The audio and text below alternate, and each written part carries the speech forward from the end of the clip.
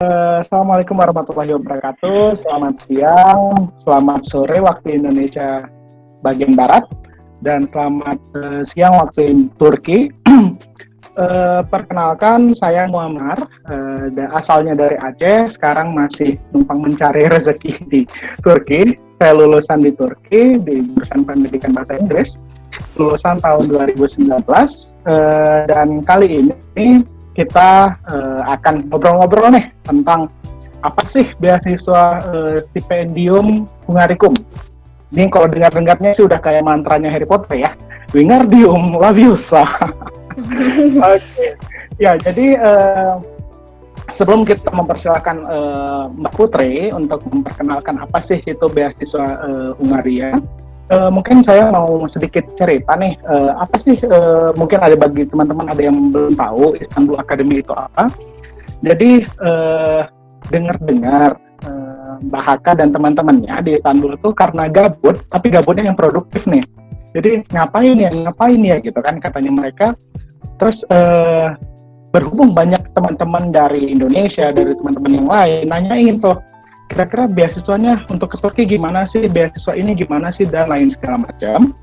Terus mereka berinisiatif untuk membuat sebuah komunitas melalui platform Istanbul Academy ini gitu, yang tujuannya untuk menghadirkan pembicara-pembicara yang keren-keren banget untuk meng-share apa sih beasiswa di Turki, misalnya beasiswa di Jerman, beasiswa di seperti Kak Putri yang sekarang, beasiswa di Hungaria seperti apa kayak gitu. Jadi melalui platform Istanbul Academy ini, Mbak Haka dan teman-temannya mereka mempersilahkan agar teman-teman bisa bertanya sebanyak mungkin, sekepo mungkin, apa sih yang mau ditanyain, dan itu dipersilahkan banget melalui platform ini. So, jangan malu-malu kalau misalnya ada pertanyaan, silahkan siapkan pertanyaannya dari sekarang. Kalau misalnya belum ngambil pulpen atau buku catatannya, silahkan dipersilahkan dari sekarang.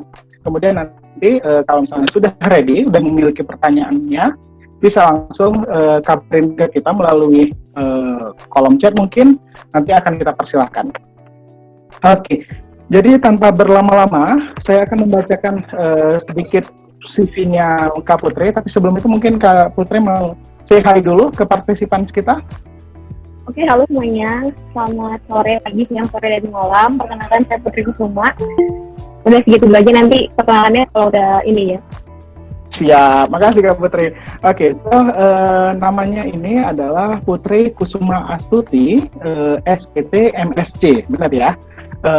Mbak Putri ini kelahiran dari Banjarmasin, 7 Desember 1994. Kemudian asalnya itu dari Kalimantan Selatan,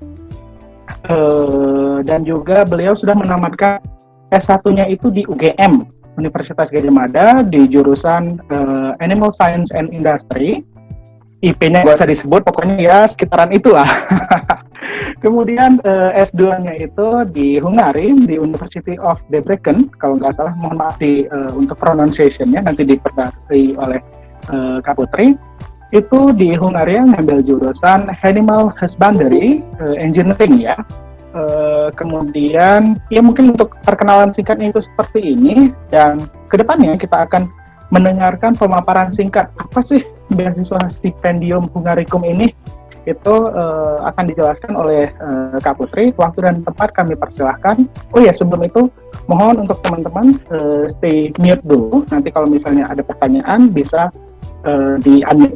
Oke, silakan Kak Putri, waktu dan tempat kami persilahkan. Oke, terima kasih buat Mas Muammar atas ininya, pembukaannya. Saya coba sambil share screen dulu ya, biar langsung terbuka. Ternyata nggak guys? Ternyata nggak ya?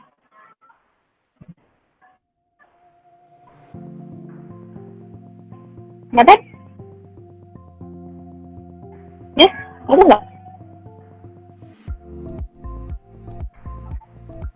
Apa sebenarnya? Kelihatan ya? Tapi nggak ada yang respon. Oke. Oke, semuanya. Selamat pagi, siang, sore, dan malam teman-teman. Selamat warahmatullahi wabarakatuh. Salam sejahtera bagi kita semua.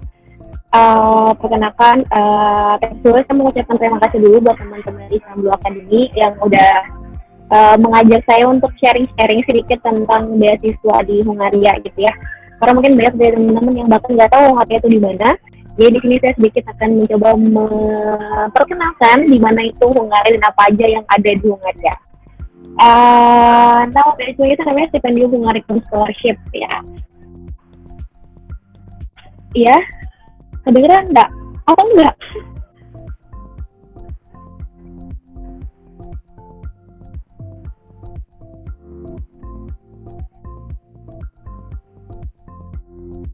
Oke, jadi harusnya share screen-nya yang mana? Oke, sebentar. Ini udah stop sharing? Sebentar. Maaf, gaptek nih. Oke, Nomor 2-nya dari a window ini.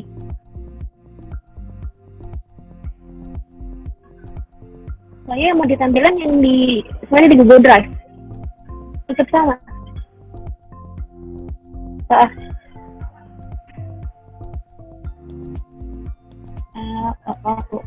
Nih, sekarang gimana? Ada lebih benar? Udah benar?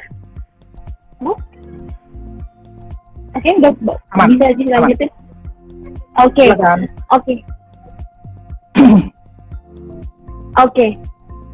Berarti fine?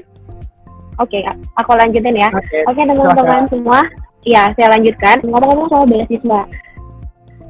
Teman-teman kan pasti punya motivasi sendiri untuk beasiswa atau pengen banget kuliah di luar negeri itu apa?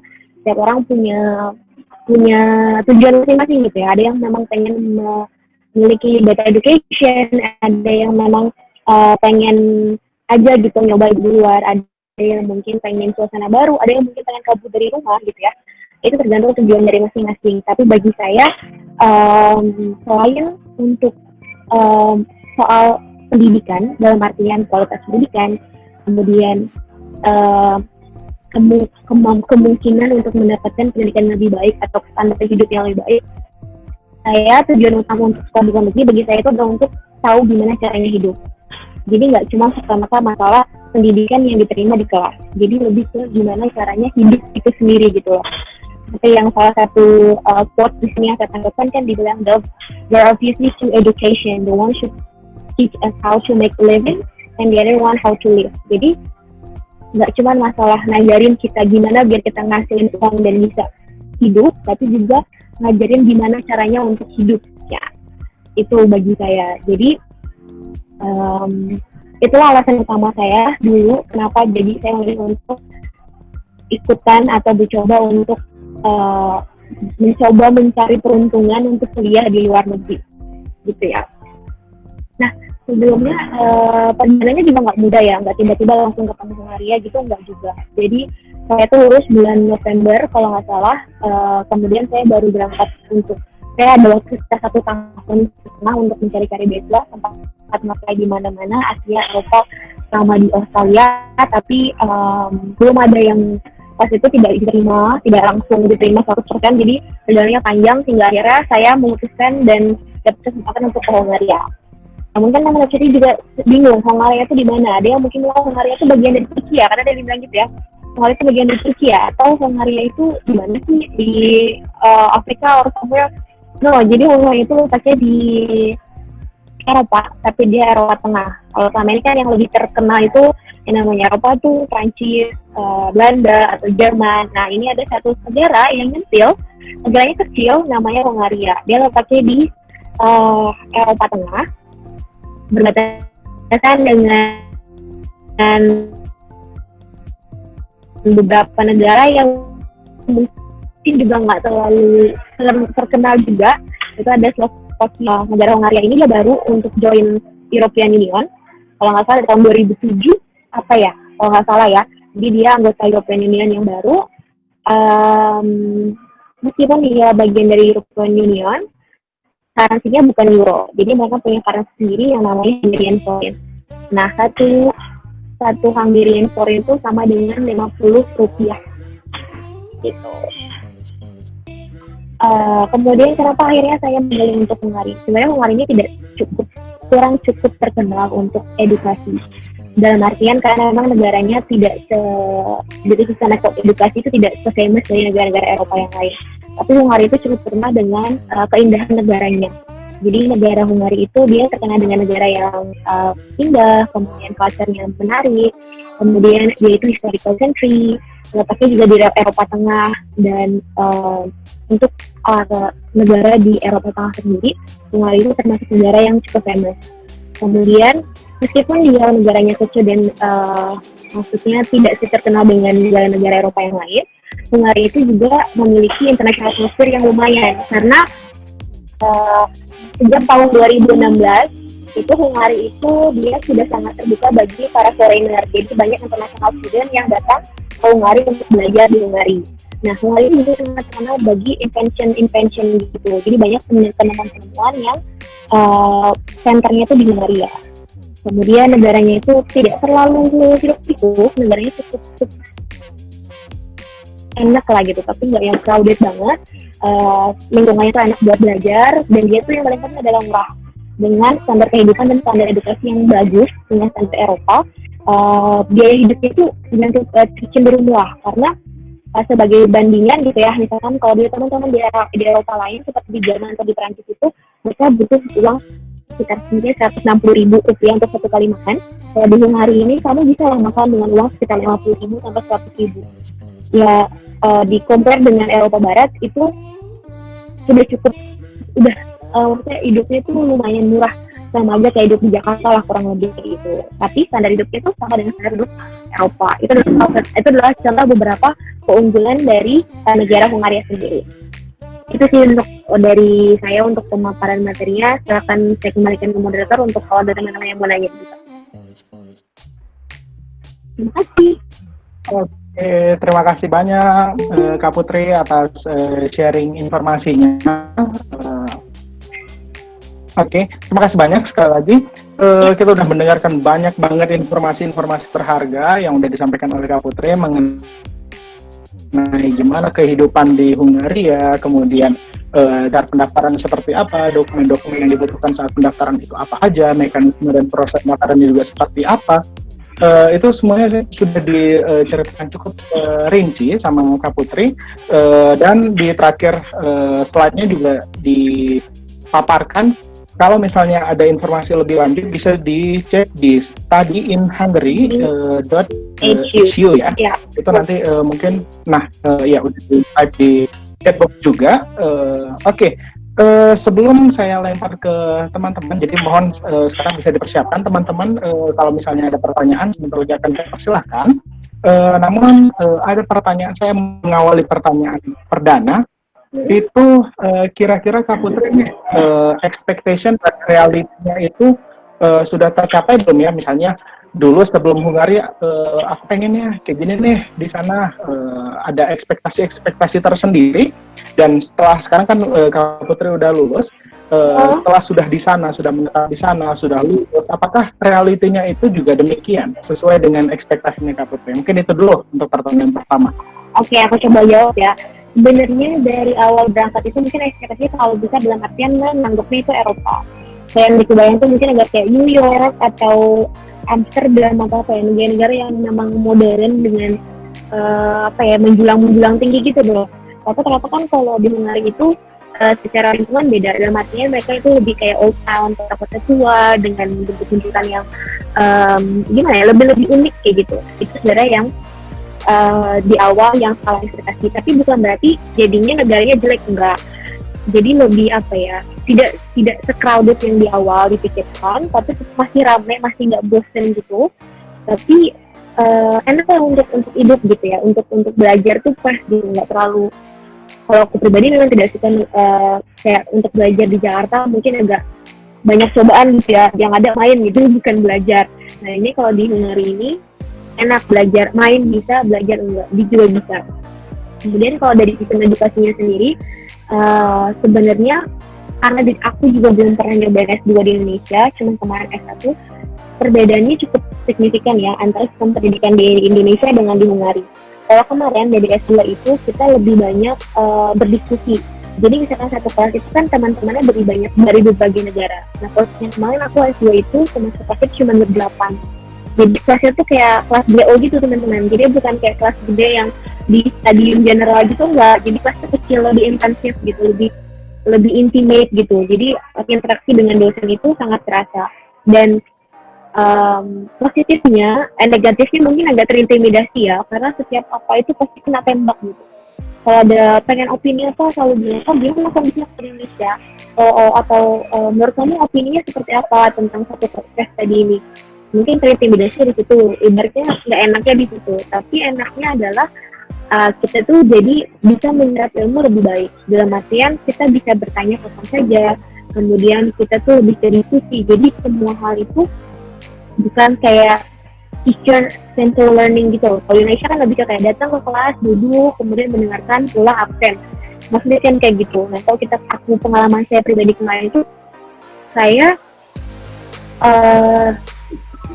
jadi saya diajakin ngobrol gitu, diajak diskusi maunya gimana, opini kayak gimana itu. Jadi merasa lebih dilibatkan untuk di kelas dan lebih aktif juga. Jadi di situ juga tantangan lain adalah berarti kemampuan bahasa Inggrisnya harus beneran gitu loh. Jadi harus bisa komunikasi kayak itu salah satu yang eksplorasi dan realita yang menurut saya cukup menarik selama di sana.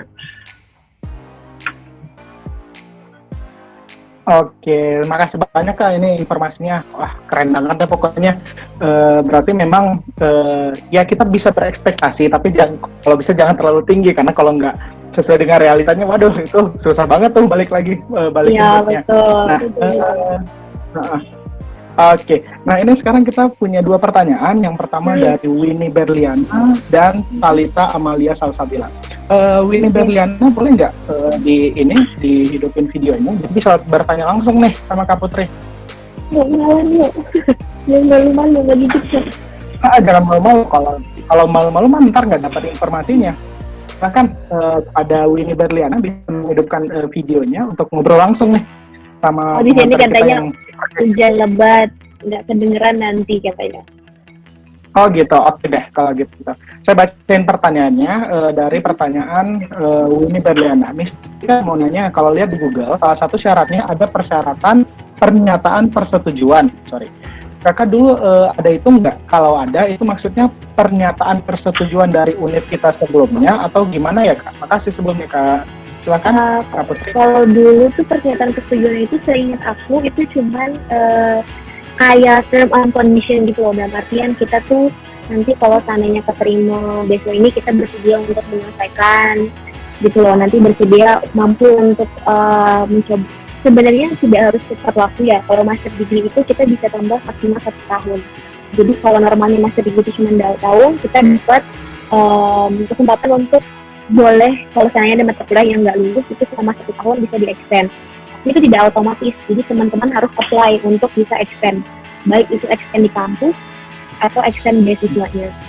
Nah itu yang perlu diperhatikan. Jadi itu cuma lebih ke kayak surat kesanggupan gitu loh, kayak komitmen kalian bersedia kalau kita kasih beasiswa mampu nggak, kayak gitu doang. Jadi bukan sesuatu yang I think it's a normal thing ya, kayak kalau untuk di sebuah beasiswa ya, untuk ada kayak surat tanda tangan kontrak lah intinya, kayak gitu doang sih.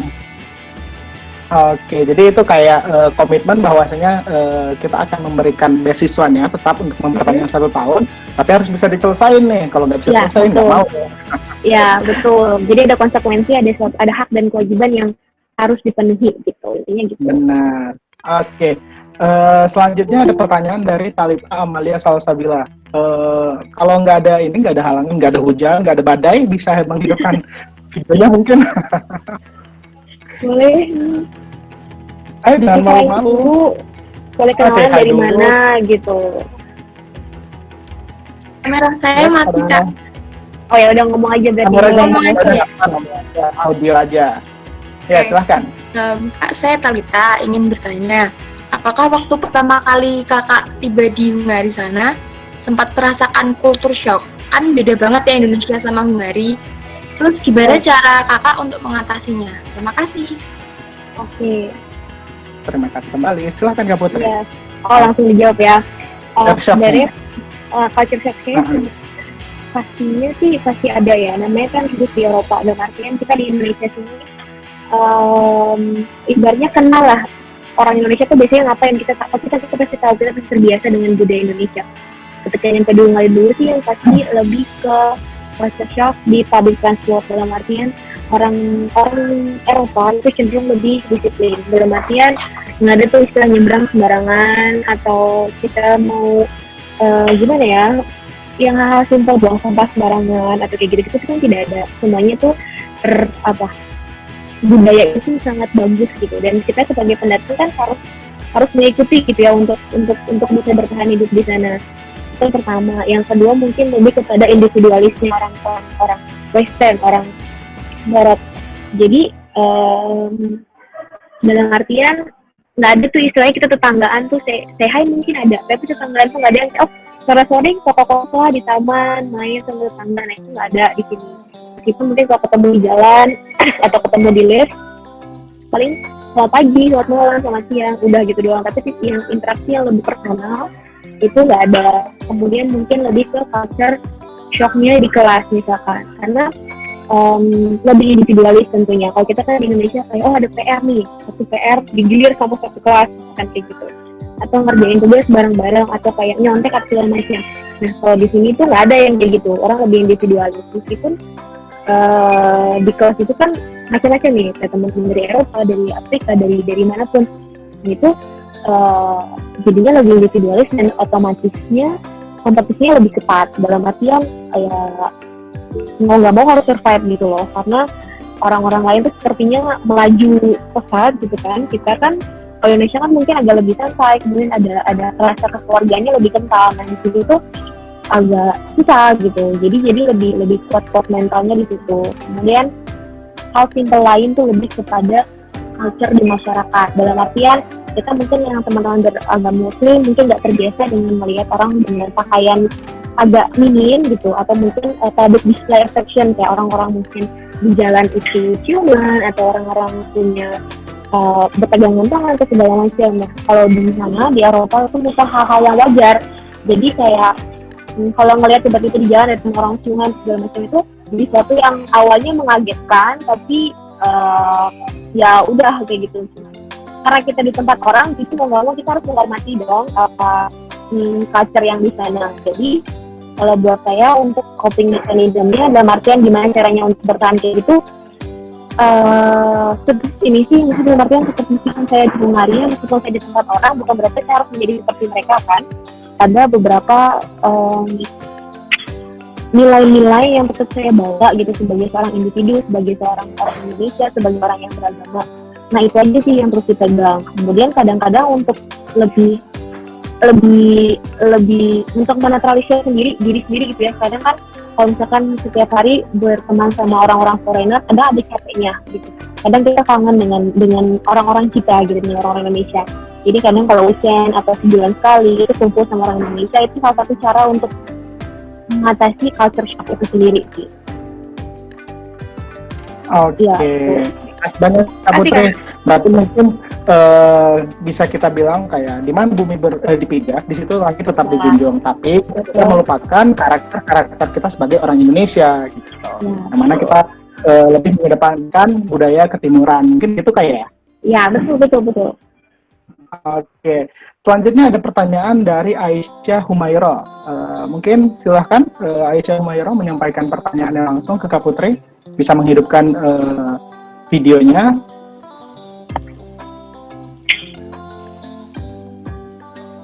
Halo Pak. Halo Aisyah. Jadi mau nanya ya Pak. Jadi ada kedua pertanyaan. Yang pertama, apakah banyak yang keterima di jurusan di Stipendium Hagariko pada jenjang S1? Nah terus yang kedua, sifat-sifat unggul apa yang dimiliki orang-orang yang penerima beasiswa Stipendium Hagariko? Stipendium Hagariko, oke. Terima kasih atas pertanyaannya, saya jawab langsung ya. Iya. Yang keterima S1 itu tadi saya sebutkan itu untuk jadi total semuanya kuotanya itu 100 orang.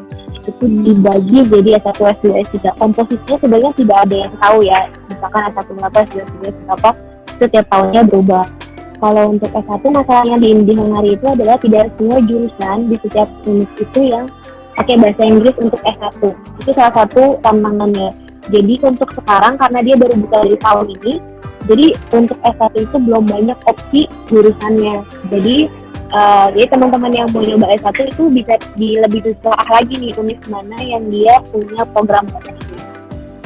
Nah itu, kemudian tadi dari sifat-sifat apa yang dimiliki pada lembaga festival Hungarikum? Apa ya? Yang paling utama semuanya itu kan dia cuma melihat dari kemampuan bahasa Inggris kita yang terpapar, yang direpresentasikan dari nilai kita tadi, nilai skor bahasa Inggris kita tadi, kemudian di motivation letter. Makanya aku sangat menyarankan teman-teman untuk benar-benar ngerjain motivation letternya itu. Di proofreading dalam artian adalah teman bahasa Inggrisnya bagus, coba bilang, tolong dong ini dibaca bener apa enggak, kata-katanya bisa nggak, mungkin kata-kata yang diganti nih agak lebih aksen sedikit kata-katanya, seperti itu, hal-hal seperti itu yang bisa memaksimalkan kualitas dari motivation letter kita. Kemudian hal lain yang paling pasti dibutuhkan adalah komunikasi ya, karena gimana caranya kita bisa menerima ilmu kalau kita nggak bisa komunikasi kan. Nah jadi komunikasi dalam bahasa Inggris itu wajib banget untuk bisa, dan harus banget teman-teman yang pengen sekolah di Hungari untuk bisa bahasa Inggris.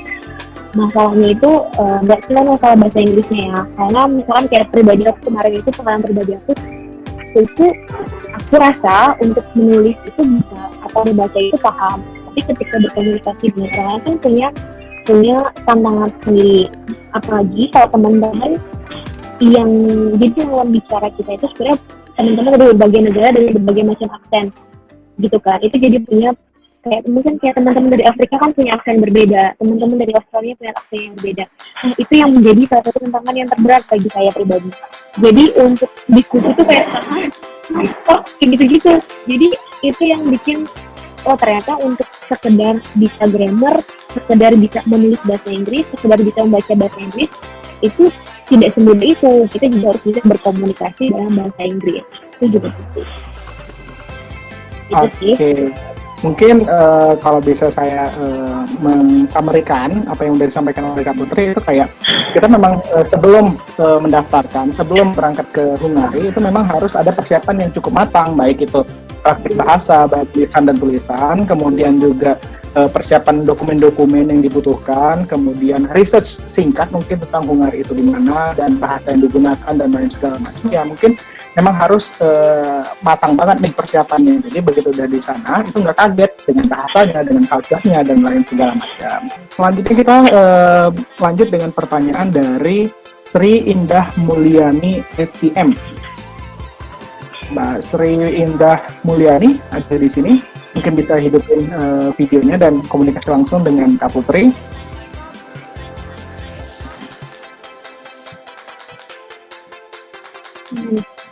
Nggak ada respon, mungkin saya bacain aja kalau nggak ada. Boleh. Oke. Kak, aku Indah mau nanya kan stipendium itu punya partner Dikti nih, apakah nantinya akan terikat untuk berkontribusi kembali ke Indonesia seperti LPDP? Oke, nah ini pertanyaan yang paling sering ditanyakan ya. Ada nggak kewajiban untuk pulang ke Indonesia, atau ada nggak kewajiban untuk mengabdi berapa tahun Indonesia? Nah, karena beasiswanya ini fully diberikan oleh pemerintah Hungaria, jadi kita tidak punya kewajiban untuk punya keterikatan kontrak itu dengan Indonesia, enggak. Jadi bebas, teman-teman setelah lulus S2, misalkan setelah lulus S1 mau balik ke Indonesia boleh, teman-teman mau stay di Hungari untuk lanjut sekolah lagi boleh, kalian mau di Hungari lagi untuk kerja boleh. Jadi semua possibilities yang kalian itu terbuka, dalam artian tidak ada keterikatan untuk melakukan apapun, tidak ada timbal balik. Yang penting studi yang dilaksanakan misalkan 2 tahun atau 4 tahun itu sudah selesai. Setelah itu terserah balik ke diri masing-masing, tidak ada kewajiban apapun. Itu sih spesialnya yang dibandingkan dengan mungkin beasiswa lain yang ada hal yang dituntut gitu. Oke, tapi bukan berarti nggak ada kewajiban kita nggak akan mengabdi untuk Indonesia dong ya. Betul. Tapi itu kembali lagi ke pribadi masing-masing. Akan seperti apa. Oke, terima kasih. Ini kita lanjut ke Dewi Kurniasi. Apakah Kak Dewi Kurniasi masih di sini? Bisa menghidupkan videonya kalau masih di sini mungkin. Dewi Kurniasi. Tapi mungkin saya bacakan juga, ada halangan mungkin nggak bisa ikut sampai akhir. Jadi pertanyaan dari Dewi Kurniasi adalah gimana peluang kerja di Hungaria setelah lulus? Apakah akan lebih besar kesempatan untuk bekerja di sana kalau kita lulusan dari univ sana atau gimana? Oke, sebenarnya iya pasti ya. Kalau ketika kita lulusan dari univ sana itu chance lebih besar untuk dapat kerjaan di sana. Tapi ada banyak teman-teman Indonesia yang setelah lulus itu stay di Hungaria untuk melanjutkan karirnya di sana, itu ada banyak. Tergantung kepada bidangnya masing-masing gitu ya. Tapi satu hal yang perlu dicatat adalah Hungaria itu kan dia nggak pakai bahasa Inggris. Jadi language barrier-nya tuh sangat kuat. Jadi dan negara itu tidak semua orang merata itu bisa bahasa Inggris. Jadi salah satu tantangan utama ketika ingin bekerja di Hungaria adalah bahasanya. Jadi kalau kalian tidak bekerja di company yang memang international company, itu mungkin agak susah untuk dapat kerjaan dari company lokal, itu agak susah. Tapi tetap ada kemungkinan ketika kita di sana, kita bisa stay di sana untuk mengais rezeki di sana itu tetap bisa. Tapi mungkin chance-nya tidak terlalu besar. Tapi yang penting lagi adalah ketika kita dapat ijazah dari Hungaria, kan itu ijazahnya terstandar EU ya. Jadi kita punya di ijazah kita itu ada tulisan di Eropa. Jadi ijazah itu bisa digunakan di seluruh negara di EU. Dan kalau ada beberapa negara yang di luar EU, kita butuh ada yang namanya penyetaraan atau ada perlu dicap apa disyaratkan segala macam. Itu di Hungaria enggak, kalian yang tiba-tiba selesai dari Hungaria mau kerja di US, mau kerja di Jerman, mau kerja di Prancis itu bisa. Banyak teman-teman aku kemarin itu yang dia selesai dari Hungaria kerja di Estonia, kerja di Slovenia. Jadi itu kemungkinannya terbuka lah setelah kalian punya ijazah di Hungaria.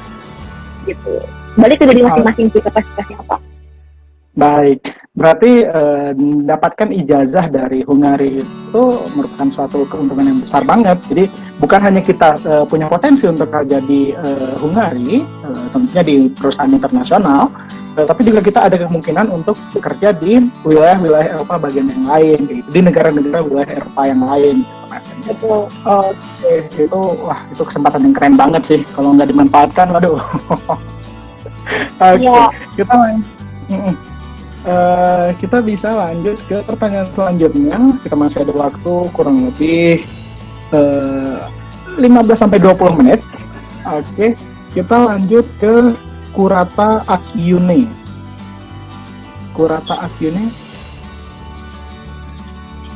Mungkin bisa hidupkan video dan aktifkan suaranya. Kalau kedengaran suaranya, silakan. Oke Kak, aku mau nanya, kan tahun kemarin itu aku ikut program dari kampus, The Mobility, dan ke Slovakia kan.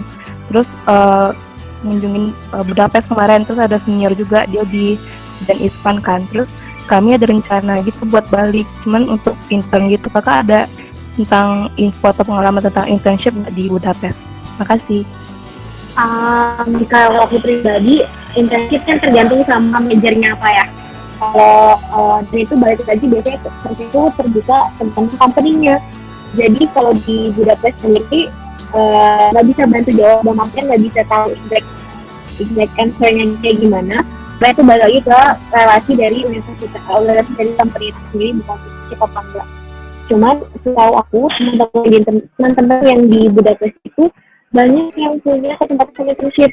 Latihan karena kan mungkin Budapest kemudian banyak company-nya, banyak pilihannya, jadi dan lebih internasional dalam artian, karena kan kalau misalkan saya ke Debrecen itu sekitar 2 jam, 3 jaman dari Budapest, lebih kampung lah itu. Nah, Debrecen itu agak susah cari internship karena jauh dari kota dan jauh nggak banyak company yang ada di situ. Tapi untuk yang di Budapest itu banyak teman-teman yang internship, baik itu internship secara edukasi dalam artian internship karena wajib kuliah ya, atau juga internship yang kayak part time job di company jadi intern, nah gitu banyak kalau di Budapest. Cuman company apa, caranya seperti apa, nah saya pribadi nggak bisa ngasih tahu karena belum ada pengalaman di sana.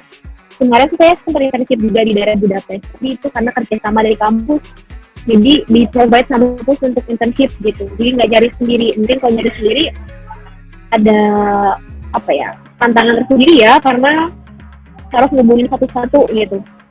Itu yang mungkin agak susah. Dan bahasa, lagi-lagi language barrier-nya agak tinggi kalau di Hungari itu. Oke, apakah terjawab? Oke, makasih Ya, Kak. Ya, kalau ada apa-apa Oke. nanti coba bisa tag aja di Instagram gitu, nanti kalau ada bisa bantu jawab, saya bantu jawab gitu. Oke, nanti mungkin Kak Putri bisa Oke. share kembali email atau Ya. akun IG-nya di chatbox. Soalnya ada beberapa yang Ya. menanyakan tadi. Mungkin apakah kita masih bisa membacakan pertanyaan? Udah jam 1 lewat kalau di waktu Turki, mungkin di Indonesia udah jam 5 lewat 2 kali ya.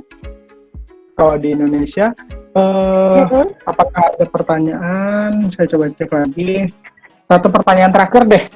Kemudian Boleh. kita langsung masuk ke closing statement ya. Mungkin saya awali pertanyaannya dari saya dan saya akhiri dari saya juga pertanyaannya. Kan tadi beasiswanya itu kurang lebih 40 sampai 43 ribu foreign ya mata uang sana, atau kurang lebih sekitaran 2 jutaan mata uang kita gitu. Nah, mungkin kalau berkaca di Turki itu kehidupan di masing-masing kota itu pasti berbeda. Kalau tinggal di ibu kota pasti kita living cost-nya itu lebih tinggi. Kalau tinggal di kota yang kayak kecil itu ya mencukupi lah gitu. Nah, pertanyaannya, apakah kita boleh bekerja seperti part time? Kalaupun misalnya boleh, itu maksimal berapa jam per hari kah, atau per minggu, per bulan mungkin? Nah itu pertanyaannya. Semoga bisa menjawab keresahan teman-teman yang, aduh ini aku nggak punya beasiswa lagi nih, kira-kira bisa bekerja nggak ya gitu. Oke. Jadi yang perlu digarisbawahi adalah beasiswa tadi kan tidak beneran full 100%. Jadi teman-teman berangkat ke Hungari dan pulang kembali ke Indonesia nanti akan biaya sendiri. Jadi jangan dibayangkan seperti FTP atau beasiswa lain yang beli tiket gitu ya. Enggak, nanti kita berangkat sendiri, pulang sendiri, itu jadi tanggungan pribadi. Kemudian kalau ditanya uang segitu tuh cukup apa enggak? Uang segitu tuh cukup. Balik lagi, untuk hidup bisa, tapi untuk gaya hidup tergantung balik kepada masing-masing ya. Mau seperti apa. Nah itu. Kemudian apakah kita bisa, saya kasih gambar ya, untuk di Debrecen itu kan kotanya sekitar 2-3 jam dari Budapest. Itu untuk, kan dia ada allowance untuk accommodation itu dikasih sekitar 2 juta, kurang lebih 2 juta rupiah. Khusus untuk akomodasi. Jadi ada 2 jenis, akomodasi sama uang suku. Nah, uang akomodasi 2 juta itu cukup untuk ngerent apartemen atau satu ruangan atau asrama, satu room per bulan itu cukup. Untuk biaya hidup 40.000 kalau sekitar 2 juta itu juga cukup. Sebenarnya lagi tergantung dari gaya hidup teman-teman seperti apa.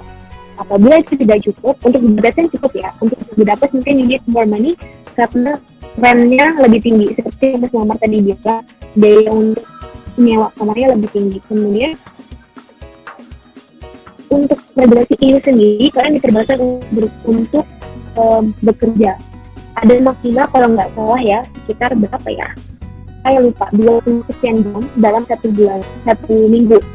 Jadi dia hitungannya per jam. Kalau di Mulai itu hitungannya per jam. Biayanya, salary-nya per jam itu sekitar 3-4 euro. Nggak setinggi teman-teman yang di Eropa mungkin, yang di Eropa bagian lain. Kalau di Jerman itu sekitar kan minimal 8 euro dalam 1 jam. Kalau di kita itu cuma setengahnya, lagi-lagi karena memang living cost-nya tidak setinggi teman-teman di Eropa Barat lainnya. Nah, ada regulasi, saya agak lupa regulasi berapa, cuma ada maksimum hours-nya berapa seminggu. Kemudian kalau summer kan libur 2 bulan 3 bulan, itu bagi kalian mau kerja summer atau silahkan diperbolehkan. Mungkin untuk saya pribadi, teman-teman untuk yang kemarin S2 waktunya cukup banyak, dan opsi untuk kerja part time itu tergantung kakak sih. Tapi ada kayak kalau bersedia kerja di McD, kemudian cuci piring, kemudian jadi customer service outline, kemudian kayak kerja di Vodafone yang SCS kayak gitu, itu bisa banyak. Itu mereka sangat terbuka untuk semuanya.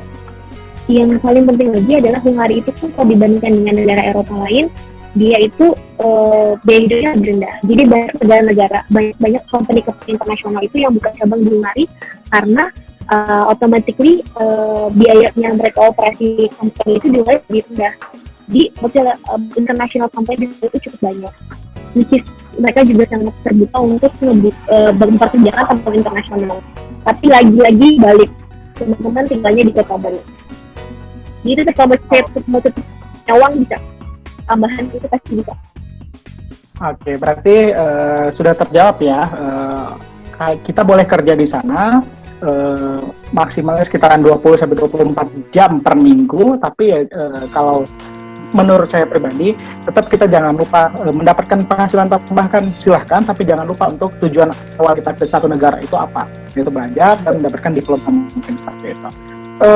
Pengen banget ngelanjutin pertanyaan-pertanyaan yang lain yang masih sangat antusias menanyakan itu Hungary seperti apa dan lain segala macam, tapi mohon maaf banget nih, kita cuma punya waktu 1 jam untuk berdiskusi dengan pemateri yang kece banget pada hari ini, yaitu Kak Putri.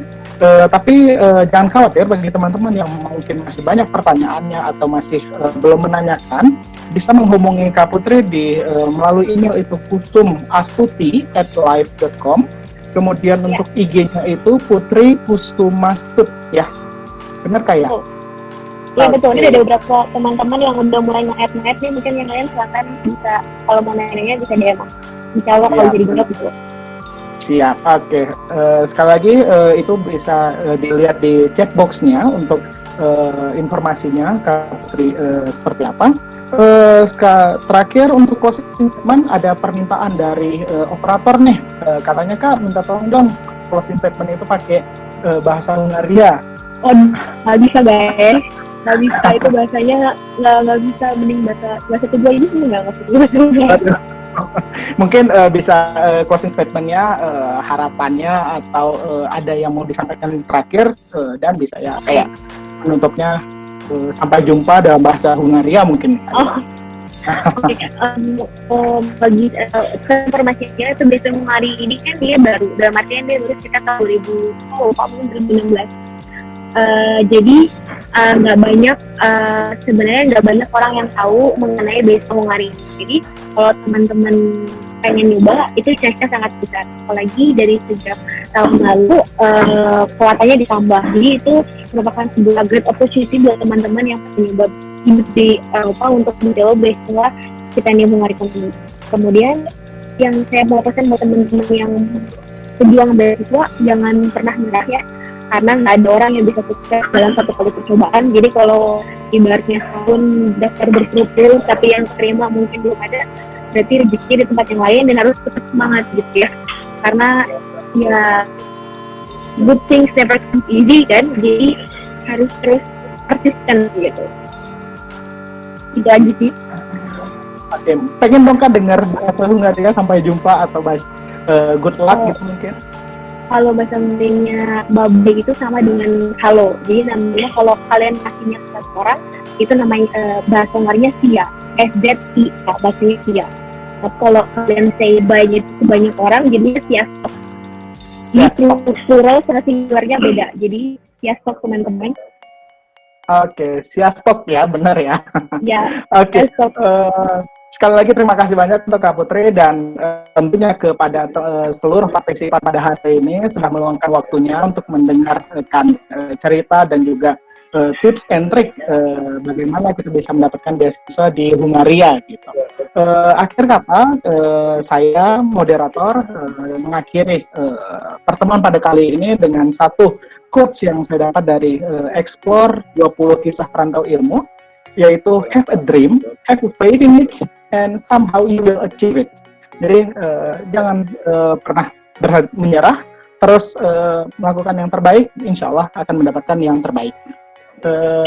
Mungkin begitu aja dari kami. Mohon maaf apabila ada kata-kata yang kurang berkenan, dan mewakili teman-teman Istanbul Academy juga mengucapkan terima kasih banyak atas partisipannya pada hari ini.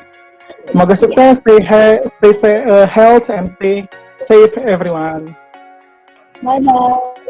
Thank you. Thank you Kak.